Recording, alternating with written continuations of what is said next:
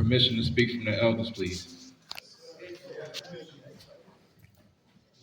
I give all thanks and praise to the Most High, to whom I acknowledge through His Imperial Majesty Emperor Haile Selassie I and Empress Menen.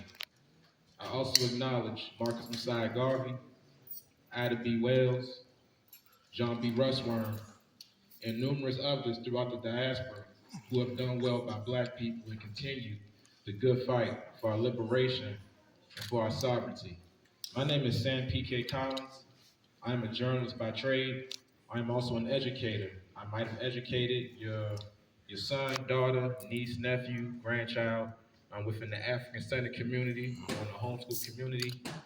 Every week you can find at least 2 or 3 articles of mine on the front page of The Informer.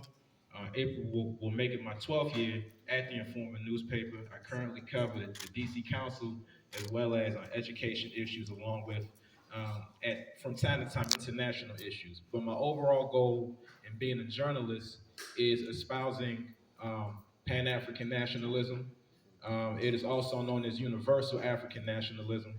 And I'm talking about that because this book that I published 3 years ago, this Kwanzaa, Babylon Be Still, chronicles my development as a journalist. First, coming out of a PWI where we were 6%, and also being raised in Chocolate City by Liberian parents, and always having that conflict. Being in the house with parents of West African immediate descent, and hopping off the porch, going into DC, interacting with American Africans or New Africans as they call, and just really balancing those cultures. So by the time that I reached 21, 22, going out into the world, I was conflicted, both in terms of ethnicity, but also in class struggle. Just going to GW, coming from DC, and being amongst people who are border school educated, who don't really know much about Black DC culture. So it wasn't until that I dug into knowledge of self and I found Garvey, I found Malcolm, and not only finding Malcolm, I found out the reason why Malcolm was assassinated, that I really found my knowledge of self, and I really acknowledged Mama Liberia as the nucleus for my development. Having the last name Collins, and throughout my entire childhood, having to explain to people about why Collins is my last name, even though my parents immigrated from West Africa. So even though I didn't know Pan-Africanism, I embodied it without even knowing it. And this book here explains it in the sense that, speaking about journalism, journalism is the fourth estate. Okay, so when we talk about politics, we talk about the executive branch, the legislative branch, and the executive branch. No, I said executive, legislative, and judicial branch. Those are the 3 branches of government. The journalists are the fourth estate. They are meant to shed light on what's happening in government and to empower people and to inform them. But what if the journalists that you're listening to and you're reading are not doing that, but they're feeding you lines from the politicians who are meant to confuse you and keep you in the box? That's right. What if you're a journalist who wants to do well by the people, but you don't quite have knowledge of self? What if you're a journalist who is given the keys to be in these spaces, the Obama White House press pool, for example, and you're asking questions, but people keep you in the box? What if you're going on press pool duty and they keep you in the car while Obama has meetings in the back and they feed you lines about what Obama's doing? These are my experiences. And as I went through these experiences, I thought to myself, hey, I can't really do my job if I'm feeding people lines from what the Obama administration is saying. So this book, once again, chronicles my upbringing throughout the journalism industry and throughout my education in the era of Obama. Did you guys know that when Obama was elected, we had rappers who voted for the first time? We had mamas and babas, grandmas and grandpas who hung up Obama next to the pictures of Kennedy, Martin Luther King, and white baby Jesus, right? We had, seriously, okay? We had people who, after having locks, I seen this with my own 4 eyes, after having locks for decades, when Obama got elected, they cut their locks, okay? You understand? When Obama got elected, When Obama got elected, this coincided with the dress codes in the clubs. I came up as an adolescent in the 2010s. You couldn't wear jeans and, shoes and like long white tees in the clubs. You had to wear suits, okay? Because this was the Obama era. This is where gentrification in DC popped off. The black population in DC is not really majority native. A lot of them came in, they're college educated, they worked for the federal government. So I'm saying this because just like the previous authors talked about, there is a cultural and a class struggle happening within the black professional space.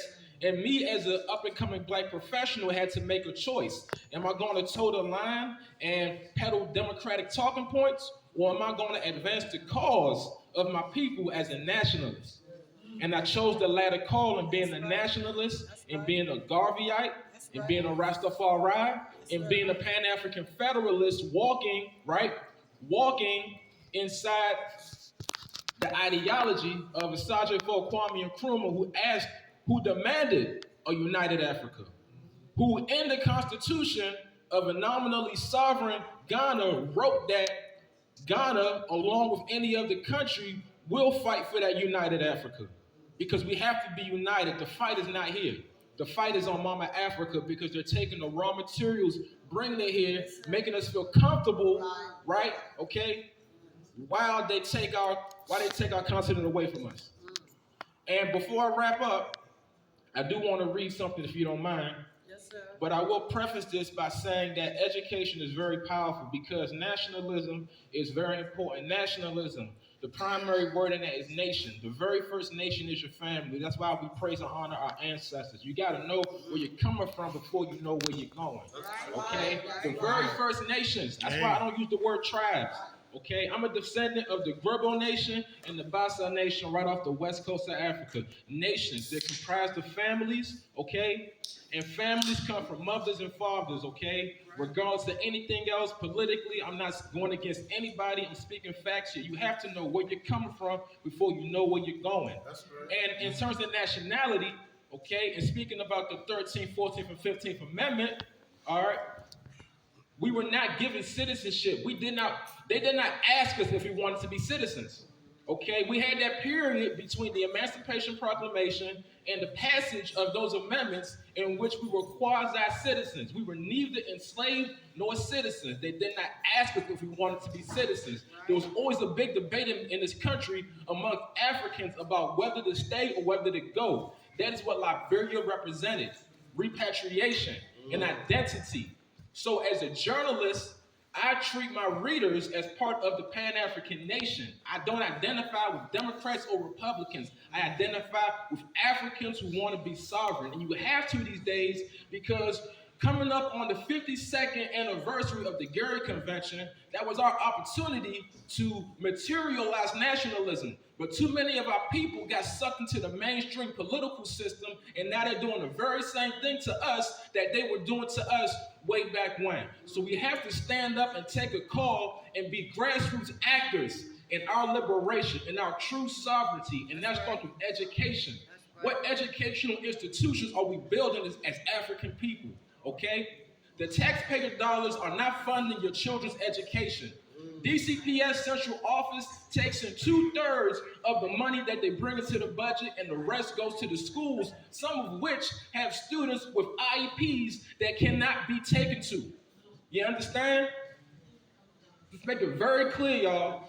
It is our time to do for ourselves. And before I read, because I told you I'm going to read, COVID was our opportunity to do for self. But as soon as we came back to the schools, what did they start doing? They started banning books. You see what happened? Come on, man. As soon as school reopened, they started banning books. Everybody was talking about homeschooling, this, that, and the third. But as soon as they reopened the schools, we flocked back to the schools and they started banning books, which is why we got to start doing for ourselves. Every nation needs schools, hospitals. Okay, we need mechanics. We need people of various industries who have that cultural, social foundation first before they build their skill sets to do for their nation. But you need that social, cultural foundation first. You need to know who you are. You need to have a history taught to you through a viewpoint by which you are the victor. You're not the victim. Because we were never victims. We were always fighting. And we will stay fighting. So with that, I'm going to read this real quick. This is an excerpt from my book, Babylon Be Still. And this is from the chapter called Leading the Charge, Equipping Our Black Students, Our Black Youth with Knowledge of Self. Mind you, this book is an anthology of works that I have written between 2011 and 2021 or so, or 2020. So this one was written in 2018, and this was during my 22-month sentence in the public charter school system. All right. Now, all right, I'll start reading. The salvation of black children in American school systems requires an overhaul of curricula designed as a tool of forced integration into mainstream American society. Though they have American citizenship, the so-called African American hasn't enjoyed the rights exclusively guaranteed to white male landowners in the U.S. Constitution. Under what some might call a radical pedagogy, black students and other students in American schools for that matter must be exposed to African-centered historical and contemporary texts that affirm their African heritage and alert them to the true nature of black people's relationship with the United States and other duplicitous Western powers. Literature, whether it be memoirs, speeches, or biographies, open a window of opportunity to explore the historical context of those works and redefine the authors as socially and culturally conscious freedom fighters, not victims begging their oppressor to affirm their humanity. In Malcolm X's Ballad or the Bullet speech, for example, the speakers called on black people to move beyond religious and political divides to consolidate their vote during the 1964 election can pave the way today for discussions about voting rights, effective lobbying, and grassroots organizing. The same applies with Sojourner Truth's And Our Woman speech, a work in which black male students explore the concept of intersectionality and come to grips with ways they may perpetuate misogyny. Of the more relevant to the overall point, students, when using these texts, can learn to correctly interpret main ideas and how they develop, build their vocabulary, and analyze elements of storytelling and figurative language, all while closely reading and annotating notes, writing argumentative paragraphs, and speaking about the text in Socratic seminars. Last paragraph. This method places cultural nationalism and the black identity at the foundation of curriculum design and goes further in making the whole black child, who by the completion of this program will proudly identify as an African, an homage of sorts to the birthplace of civilization and the land from which all human life originated. For that student, black will no longer be a mark of shame, but a sign of solidarity with people of African descent all around the world. My name is Sam P.K. Collins, grassroots journalist, author, and grassroots journalist, educator, and author of Babylon Be Still. Many, many thanks for your time.